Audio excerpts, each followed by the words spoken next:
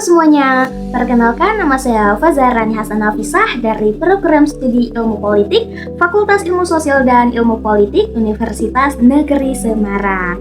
Nah, pada kesempatan kali ini saya akan mempresentasikan mengenai artikel saya yang berjudul Peran Modal Sosial dalam Mengatasi Kemiskinan di Kabupaten Alor, Nusa Tenggara Timur.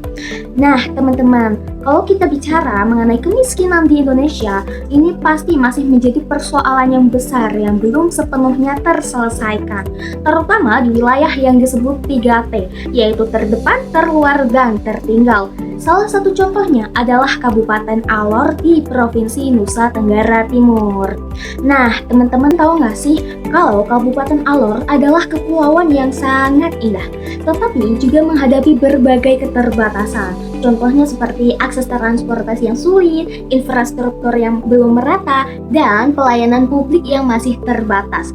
Berdasarkan data Badan Pusat Statistik atau BPS, tingkat kemiskinan di Alor memang mengalami penurunan dari 21,09% pada tahun 2020 menjadi 19,87% pada tahun 2024. Namun, angka ini tetap jauh di atas rata-rata nasional. Hal ini menunjukkan bahwa pembangunan di Alor belum menyentuh akar permasalahan yang bersifat struktural. Nah, dari kondisi tersebut, artikel ini berangkat dari pertanyaan utama. Bagaimana modal sosial dapat berperan dalam mengurangi kemiskinan di Kabupaten Alor? Oke, modal sosial yang dimaksud dalam artikel saya ini mencakup nilai-nilai seperti gotong royong, kepercayaan, norma sosial, dan jaringan kerjasama yang telah menjadi bagian dari kehidupan masyarakat sehari-hari. Artikel ini menggunakan pendekatan deskriptif kualitatif yang didukung dengan data kuantitatif sekunder dari Badan Pusat Statistik dan berbagai literatur ilmiah. Secara teoritis, artikel ini juga merujuk pada pemikiran Robert Putnam dan James Coleman. Menurut Putnam, modal sosial memperkuat kinerja kolektif masyarakat, sementara Coleman menekankan bahwa modal sosial dapat mendorong terbentuknya modal sosial. Dari hasil pembahasan, ditemukan bahwa modal sosial di Alor berperan besar dalam menopang kehidupan masyarakat di tengah keterbatasan ekonomi. Ada 3 bentuk utama modal sosial yang menonjol di wilayah ini. Yang pertama, solidaritas kolektif dan gotong royong. Masyarakat Alor masih menjunjung tinggi semangat kerjasama, misalnya saja dalam membangun posyandu, memperbaiki jalan, atau membantu tetangga yang sedang kesulitan. Nah, tradisi ini menjadi jaring pengaman sosial yang menjaga masyarakat agar tetap kuat menghadapi krisis. Yang kedua, kelembagaan adat dan agama. Di Alor, terdapat filosofi yang dikenal sebagai 3 batu tumpul. Nah, filosofi ini melambangkan keseimbangan antara adat, agama, dan pemerintah desa. Nah, 3 unsur tersebut bekerja bersama sebagai pilar yang dalam pengambilan keputusan dan penyelesaian masalah, sekaligus memperkuat rasa saling percaya diri dan solidaritas sosial. Untuk yang ketiga, jaringan ekonomi lokal. Melalui kelompok nelayan, kelompok perempuan, dan BUMDes, masyarakat berkolaborasi dalam kegiatan ekonomi dan pertukaran informasi.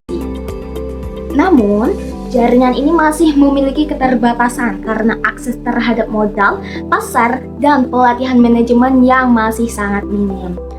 Secara lebih dalam, modal sosial ini bekerja melalui 3 mekanisme utama. Yang pertama, efek perlindungan atau buffering effect. Gotong royong antar warga membantu keluarga miskin bertahan ketika menghadapi kesulitan ekonomi, seperti gagal panen atau harga kebutuhan naik. Untuk yang kedua, efek peningkatan efektivitas program pemerintah. Ketika lembaga adat dan tokoh masyarakat dilibatkan dalam pengelolaan dana desa, hasil pembangunan lebih berkelanjutan dan sesuai kebutuhan warga. Nah, untuk yang ketiga, efek jaringan informasi atau bridging effect. Hubungan sosial di masyarakat memudahkan penyebaran informasi tentang peluang kerja, bantuan, dan pasar. Namun, tidak semua warga mampu mengubah informasi itu menjadi pendapatan karena keterbatasan modal dan keterampilan usaha. Walaupun modal sosial memiliki potensi yang besar, artikel ini juga menemukan bahwa ada beberapa faktor pembatas. Untuk faktor pembatas ini ada beberapa poin seperti alokasi dana desa masih terlalu berfokus pada infrastruktur, sehingga kegiatan pemberdayaan ekonomi ini belum maksimal. Kemudian ada kapasitas kelembagaan BUMDes yang masih terlihat lemah, terutama dalam hal manajemen dan tata kelola keuangan. Kemudian, adanya partisipasi sukarela mulai menurun karena tekanan ekonomi yang membuat warga lebih memilih pekerjaan berbayar daripada kerja sosial. Untuk poin selanjutnya, akses pasar serta modal usaha yang masih terbatas, sehingga banyak potensi ekonomi lokal yang belum berkembang. Nah, teman-teman, berdasarkan temuan tersebut, artikel ini menawarkan beberapa rekomendasi kebijakan yang mungkin dapat diterapkan. Nah, seperti halnya berikut. Yang pertama, reorientasi dana desa agar tidak hanya berfokus pada pembangunan fisik, tetapi juga pada kegiatan pemberdayaan ekonomi seperti pelatihan usaha, dana bergulir, dan pembangunan produk lokal. Untuk yang kedua, membangun kemitraan antara lembaga adat, pemerintahan, dan BUMDes agar program pembangunan lebih partisipatif dan berkelanjutan. Dan untuk yang ketiga, mengukur indikator modal sosial seperti tingkat gotong royong dan partisipasi perempuan agar dampak sosial dari program desa dapat terlihat lebih jelas. Nah, teman-teman, secara teoritis, artikel ini menegaskan bahwa modal sosial di wilayah 3T seperti Alor bersifat adaptif dan protektif. Artinya, ia membantu masyarakat bertahan di tengah keterbatasan, tetapi belum cukup kuat untuk mendorong perubahan ekonomi tanpa dukungan kebijakan yang konkret. Nah, secara praktis, artikel ini memberikan dasar bagi pemerintah daerah untuk mengintegrasikan kekuatan sosial masyarakat ke dalam kebijakan pengentasan kemiskinan. Misalnya saja melalui penguatan BUMDes dan pemberdayaan berbasis adat. Sebagai penutup, saya ingin menekankan bahwa modal sosial bukan sekedar warisan budaya, melainkan aset pembangunan yang sangat berharga. Ketika kepercayaan, solidaritas, dan partisipasi masyarakat diperkuat dengan kebijakan yang berpihak pada pemberdayaan, maka daerah tertinggal seperti Alor pun memiliki peluang besar untuk keluar dari kemiskinan. Terima kasih kepada teman-teman yang sudah menyimak.